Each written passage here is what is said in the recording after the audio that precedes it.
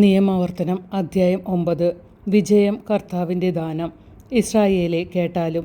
നിങ്ങൾ ഇന്ന് ജോർദാൻ കടന്ന് നിങ്ങളെക്കാൾ വലുതും ശക്തവുമായ ജനതകളെയും ആകാശത്തോളം ഉയർന്ന കോട്ടകളാൽ വലയം ചെയ്യപ്പെട്ട വിശാലമായ പട്ടണങ്ങളെയും കൈവശപ്പെടുത്താൻ പോവുകയാണ്. ഉയരമേറിയവരും വലിയവരുമായ ആ ജനതകൾ നിങ്ങൾ അറിയുന്ന അനാക്കിമുകളാണ്. അനാക്കിമിൻ്റെ മക്കളുടെ മുമ്പിൽ നിൽക്കാൻ ആർക്ക് കഴിയുമെന്ന് ആരെപ്പറ്റി നിങ്ങൾ പറഞ്ഞു കേട്ടിരുന്നുവോ അവരാണിത്. നിങ്ങളുടെ ദൈവമായ കർത്താവാണ് ദഹിപ്പിക്കുന്ന അഗ്നിയായി നിങ്ങളുടെ മുമ്പിൽ പോകുന്നതെന്ന് ഇന്ന് നിങ്ങൾ മനസ്സിലാക്കണം. അവരെ പുറത്താക്കുകയും നശിപ്പിക്കുകയും ചെയ്യാൻ നിങ്ങൾ മുന്നേറുമ്പോൾ കർത്താവ് വാഗ്ദാനം ചെയ്തിട്ടുള്ളതുപോലെ നിങ്ങൾ അവരെ തോൽപ്പിക്കുകയും നിശേഷം നശിപ്പിക്കുകയും ചെയ്യും.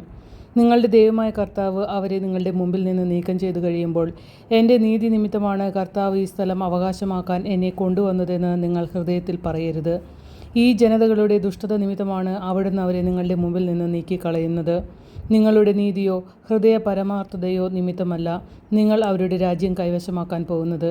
ആ ജനതകളുടെ ദുഷ്ടത നിമിത്തവും നിങ്ങളുടെ പിതാക്കന്മാരായ അബ്രാഹാം, ഇസഹാക്ക്, യാക്കോബ് എന്നിവരോട് കർത്താവ് ചെയ്ത വാഗ്ദാനം നിറവേറ്റുന്നതിനു വേണ്ടിയുമാണ് അവരെ അവിടുന്ന് നിങ്ങളുടെ മുമ്പിൽ നിന്ന് നീക്കിക്കളയുന്നത്.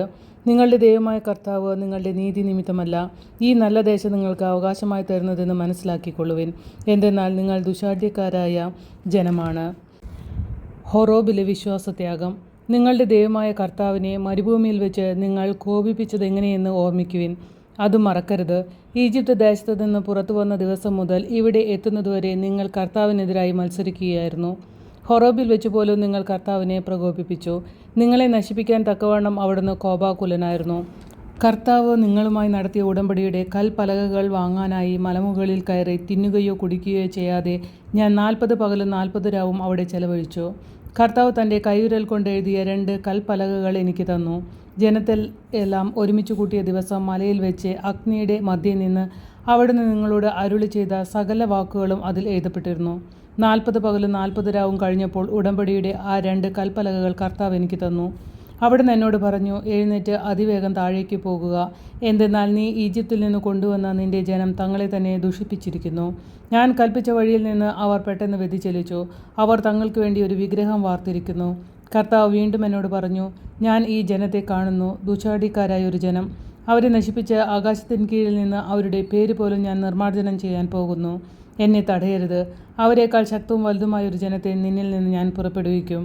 ഞാൻ മലമുകളിൽ നിന്ന് ഇറങ്ങിപ്പോന്നു. അപ്പോഴും മല കത്തി എരിയുകയായിരുന്നു. ഉടമ്പടിയുടെ 2 പലകകൾ എൻ്റെ കൈകളിലുണ്ടായിരുന്നു. കാളക്കുട്ടിയുടെ വിഗ്രഹം വാർത്ത് നിങ്ങളുടെ ദൈവമായ കർത്താവിനെതിരായി നിങ്ങൾ പാപം ചെയ്തിരിക്കുന്നുവെന്ന് ഞാൻ കണ്ടു. കർത്താവ് നിങ്ങളോട് കൽപ്പിച്ച വഴിയിൽ നിന്ന് നിങ്ങൾ ക്ഷണത്തിൽ അകന്നു കഴിഞ്ഞിരുന്നു. അതുകൊണ്ട് ഞാൻ 2 പലകകളും വലിച്ചെറിഞ്ഞു. നിങ്ങളുടെ കൺമുമ്പിൽ വെച്ച് അവ ഉടച്ചു കളഞ്ഞു.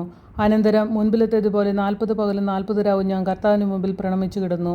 നിങ്ങൾ കർത്താവിന് മുമ്പിൽ തിന്മ പ്രവർത്തിച്ചു, പാപം ചെയ്ത് അവിടുത്തെ കുപിതനാക്കിയതിനാൽ ഞാൻ തിന്നുകയോ കുടിക്കുകയോ ചെയ്തില്ല. എന്തെന്നാൽ നിങ്ങളെ നിശേഷം നശിപ്പിക്കത്തക്ക വിധത്തിൽ നിങ്ങൾക്കെതിരായ തീവ്രമായ കോപത്താൽ കർത്താവും ജ്വലിക്കുകയായിരുന്നു. അതിനാൽ എനിക്ക് ഭയമായിരുന്നു. എന്നിട്ടും കർത്താവിൻ്റെ പ്രാർത്ഥന കേട്ടു. അഹറോനോടും കർത്താവ് കോപിച്ചു. അവനെ നശിപ്പിക്കാൻ അവിടുന്ന് ഒരുങ്ങി. അവന് വേണ്ടിയും ഞാൻ പ്രാർത്ഥിച്ചു. ആ നികൃഷ്ട വസ്തുവിനെ, നിങ്ങൾ നിർമ്മിച്ച കാളക്കുട്ടിയെ ഞാൻ അഗ്നിയിൽ ദഹിപ്പിച്ചു. ഞാനത് തച്ചുടച്ച് ചെറിയ കഷ്ണങ്ങളാക്കി വീണ്ടും പൊടിച്ച് ധൂളിയാക്കി മലയിൽ നിന്ന് ഒഴുകി വരുന്ന അരുവിയിൽ ഒഴുക്കിക്കളഞ്ഞു. തബേറായിലും മാസായിലും കിബ്രോത്ത് ഹത്താവായിലും വെച്ച് നിങ്ങൾ കർത്താവിനെ പ്രകോപിപ്പിച്ചു. ഞാൻ നിങ്ങൾക്ക് തന്നിരിക്കുന്ന ദേശം പോയി കൈവശമാക്കിക്കൊള്ളുവിൻ എന്ന് പറഞ്ഞ് കർത്താവ് നിങ്ങളെ കാദേശ് ബർണയിൽ നിന്ന് അയച്ചപ്പോൾ നിങ്ങളുടെ ദൈവമായ കർത്താവിൻ്റെ കൽപ്പന നിങ്ങൾ ധിക്കരിച്ചു. അവിടുത്തെ നിങ്ങൾ വിശ്വസിച്ചില്ല, അനുസരിച്ചുമില്ല. ഞാൻ നിങ്ങളെ അറിയാൻ തുടങ്ങിയതു മുതൽ നിങ്ങൾ കർത്താവിനെ അനുസരിക്കാത്ത ധിക്കാരികളാണ്. അതുകൊണ്ട് ആ 40 രാവും പകലും ഞാൻ കർത്താവിന് മുമ്പിൽ പ്രണമിച്ചു കിടന്നു. എന്തെന്നാൽ നിങ്ങളെ നശിപ്പിക്കുമെന്ന് കർത്താവ് അരുളി ചെയ്തിരുന്നു. ഞാൻ കർത്താവിനോട് ഇപ്രകാരം പ്രാർത്ഥിച്ചു, ദൈവമായ കർത്താവേ, അങ്ങയുടെ മഹത്വത്താൽ അങ്ങ് രക്ഷിച്ച് അവിടുത്തെ ശക്തമായ കരത്താൽ ഈജിപ്തിൽ നിന്ന് കൊണ്ടുവന്ന അങ്ങയുടെ ജനത്തെയും അവകാശത്തെയും നശിപ്പിക്കരുതേ. അങ്ങയുടെ ദാസന്മാരായ അബ്രാഹത്തെയും ഇസഹാക്കിനെയും യാക്കോബിനെയും ഓർക്കണമേ. ഈ ജനത്തിൻ്റെ ദുശാഠ്യവും തിന്മയും പാപവും കണക്കിലെടുക്കരുതേ. അല്ലാത്ത പക്ഷം ഞങ്ങളെ എവിടെ നിന്ന് കൊണ്ടുപോകുന്നുവോ ആ ദേശത്തുള്ളവർ പറയും, കർത്താവ് വാഗ്ദാനം ചെയ്ത ദേശത്ത് അവരെ എത്തിക്കാൻ അവന് കഴിവില്ലാത്തതുകൊണ്ടും അവരെ വെറുത്തതുകൊണ്ടും മരുഭൂമിയിൽ വെച്ച് കൊല്ലാൻ വേണ്ടിയാണ് അവരെ ഇവിടെ നിന്ന് വിളിച്ചു കൊണ്ടുപോയത് എന്ന്. എന്നാലും അങ്ങ് കരം നീട്ടി ശക്തി പ്രകടിപ്പിച്ചു കൊണ്ടുവന്ന അങ്ങയുടെ ജനവും അവകാശവുമാണല്ലോ അവർ.